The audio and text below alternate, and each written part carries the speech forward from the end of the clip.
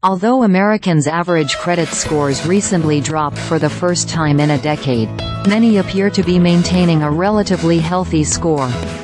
The average credit score dipped by 1 point, from 718 to 717, according to FICO's March 6 blog post.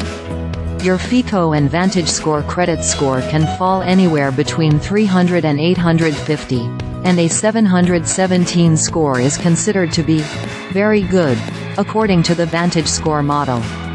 Here are VantageScore's rankings and ranges. When you break down the average credit score by age, most Americans appear to have a good score as well. Here's the average credit score by generation as of March 2024, per VantageScore CreditGauge data shared with CNBC Make It. Many factors are used to calculate your credit score, including your payment history, the amounts you owe, your credit mix, and how often you've recently opened a new line of credit. It's understandable that older generations tend to have higher scores since they've had a longer time to establish and maintain their credit.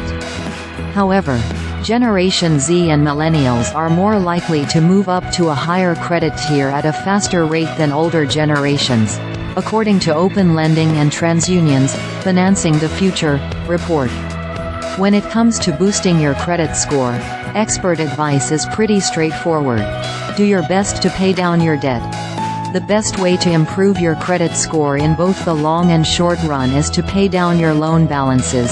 Matt Schulz, chief credit analyst at LendingTree, tells CNBC Make It. That can obviously be easier said than done, but it should always be the goal.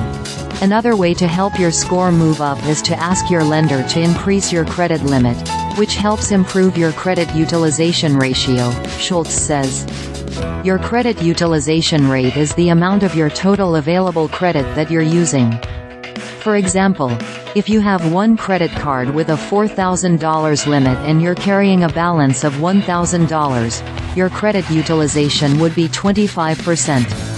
If your lender increases your limit to $6,000, it would lower your credit utilization to around 16%. If your credit utilization rises above 30%, it can start to negatively impact your score, according to Experian.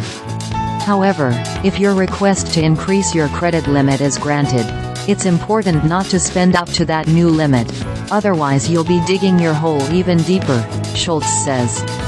Ultimately, maintaining a healthy credit score comes down to consistency.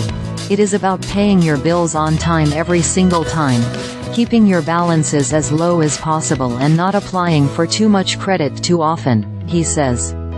If you do these things consistently for years, your credit is going to be just fine.